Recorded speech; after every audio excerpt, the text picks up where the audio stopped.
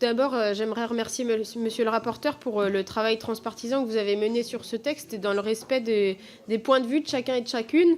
Nous, avec mon groupe de la France Insoumise, nous souhaitons que l'ensemble des surfaces artificialisées, des toitures disponibles, soient équipées en installation photovoltaïque avant d'envisager leur installation sur les surfaces agricoles.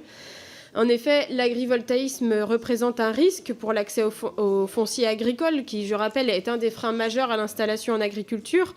Et l'agrivoltaïsme risque d'accroître le prix des terres. On le voit, le montant des loyers peut représenter au moins 10 fois plus que le montant moyen des loyers des terres agricoles.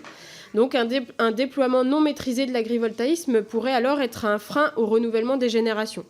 Et n'oublions pas que la vocation des terres agricoles et des agriculteurs est avant tout de produire l'alimentation. Et pour les agriculteurs qui souhaiteraient changer de production, l'agrivoltaïsme peut représenter une entrave. Enfin, il serait imprudent d'ouvrir la voie à un large déploiement de l'agrivoltaïsme alors que nous ne disposons pas du recul suffisant pour évaluer son impact sur la production agricole.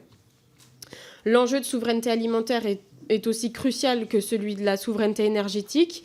Sans terres agricoles, nous ne serons pas en capacité de nourrir notre population.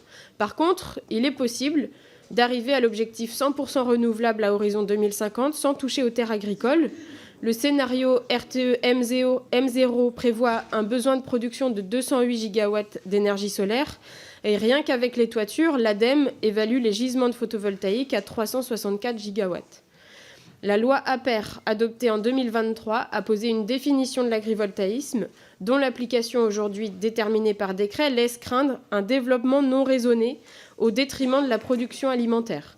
C'est pourquoi nous pensons que cette proposition de loi est nécessaire, car un développement non contrôlé de l'agrivoltaïsme n'est pas compatible avec l'objectif de souveraineté alimentaire et avec le cœur du métier des agriculteurs.